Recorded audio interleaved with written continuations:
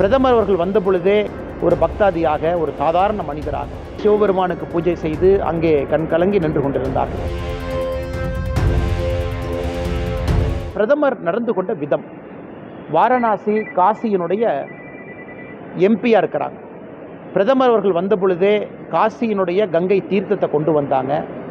ஒரு பக்தாதியாக, ஒரு சாதாரண மனிதராக தீர்த்தத்தோடு தான் கோவிலுக்குள்ளே வந்தாங்க. அந்த தீர்த்தத்தை அங்கே இருக்கக்கூடிய நம்முடைய சுவாமி கையில் கொடுத்து அதனால் சிவபெருமானுக்கு பூஜை செய்து அங்கே கண்கலங்கி நின்று கொண்டிருந்தார்கள். அதெல்லாம் கூட கங்கையும் காவிரியும் கலப்பதற்கு ஒரு வாய்ப்பாக இந்த பிரதமருடைய இதை நான் பார்க்குறேங்க.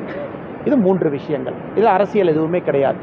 நேற்று தூத்துக்குடியில் மிக முக்கியமாக நம்முடைய விமான நிலையத்தினுடைய திறப்பு விழா என்பது தென் தமிழகம், தூத்துக்குடி, திருநெல்வேலி போன்ற எல்லா பகுதிகளுக்கும், கன்னியாகுமரி உள்ள பகுதிகளுக்கு நைட் லேண்டிங் ஃபெசிலிட்டி ஓப்பன் ஆகும்.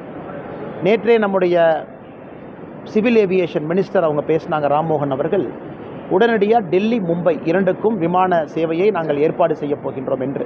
நீண்ட நாள் தூத்துக்குடி மக்களுடைய கனவு 24/7 ஆப்ரேஷனல் ஏர்போர்ட் வேண்டும் என்பது, பெரிய ரக விமானங்கள் அங்கே இறங்க வேண்டும் என்பது. இன்றைக்கி ATR ரக விமானங்கள் மட்டும்தான் தூத்துக்குடியில் இறங்குது. அதுவும் நம்முடைய தென் தமிழகம் பகுதியினுடைய அன்பு சொந்தங்களுக்கு, தூத்துக்குடி, திருநெல்வேலி, கன்னியாகுமரி இந்த பகுதி, விருதுநகர், உங்களுக்கெல்லாம் அது ஒரு பெரிய வரப்பிரசாதமாக நாங்கள் பார்க்கிறோம். இந்த மாதம் கடைசிக்கு வெயிட் பண்ணுங்க, முக்கியமானது இருக்குன்னு சொன்னீங்க. முக்கியமானது இருக்கும் எங்கேயும் சொல்லிங்கன்னா, எனக்கு கடந்த 2-3 மாதங்களாக மக்களை சந்திக்கிறேன், வேலையை செய்கிறேன். அதே நேரத்தில் நம்முடைய ஃபவுண்டேஷன் வீத லீடர்ஸ் அந்த வேலையும் ஒரு பக்கம் போயிட்டுருக்குங்கன்னா, தோட்டத்து வேலை எல்லாமே பார்த்துக்கிட்டு இருக்கோம். பத்திரிகையாளர் சந்திப்பு என்பது அடிக்கடி நேரடியாக பேசுவதற்கு வாய்ப்பு குறைவாகத்தான் இருந்தது. காரணம், தலைவர்கள் ரெகுலராக சந்திக்கிறாங்க, உங்கள்கிட்ட பேசுகிறாங்க. இன்றைக்கி கங்கை கொண்ட சோழபுரத்தில் நம்முடைய தலைவர்கள் வருகை கொஞ்சம் தாமதமாக இருந்தது. காரணம், பிரதமரோடு அவங்க வந்தாங்க. அதனால் காலையில் நான் பத்திரிகையாளர் நண்பர்களை சந்தித்தேன். பிரதமருடைய விஷயத்தை பற்றி பேசுவதற்காக தேவைப்பட்ட நேரத்தில் மாநில தலைவரான நயினார் நாகேந்திரன் அவர்கள், நம்முடைய மூத்த தலைவர்கள் எல்லாம் பத்திரிகை நண்பர்களை சந்திக்கிறாங்க. என்னை பொறுத்தவரை பத்திரிகை நண்பர்களை சந்திப்பதற்கான நேரம் நீங்கள் கேட்டீங்க. அது தொடர்ந்து விரைவில் நான் அதிகமாக சந்திக்க ஆரம்பிக்கிறேன்னு சொன்னாங்க.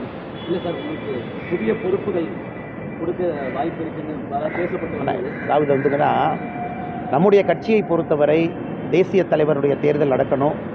இன்னும் பாரதிய ஜனதா கட்சி தமிழகத்தினுடைய பொறுப்பாளர்கள் இன்னும் முழுமையாக நம்ம தேர்வு செய்யலை. மாநில தலைவர் அதற்கான வேலையில் இறங்கியிருக்கிறாங்க. மாநிலத்தினுடைய துணைத் தலைவர்கள், செயலாளர்கள், பொதுச் செயலாளர்கள் அதை முடிக்கணுங்கன்னா, அகில இந்திய அளவில் இன்றைக்கி மாநில தலைவர்கள் பொறுப்பு மட்டும்தான் நம்ம மாற்றியிருக்கோம். நிறைய வேலைகள் இருக்குது. நாங்கள் எல்லோரும் சாதாரண தொண்டர்கள். பொறுப்பு வந்தாலும் அதேபடி தான் வேலை செய்வாங்கன்னா, பொறுப்பு இல்லை என்றாலும் அதேபடி தான் வேலை செய்வோம். அதனால் பொறுப்பு என்பது எல்லோரும் எல்லாமே நிலையில்லாத பொறுப்பு தாங்க, நான் மாறிக்கிட்டே தான் இருக்கும்.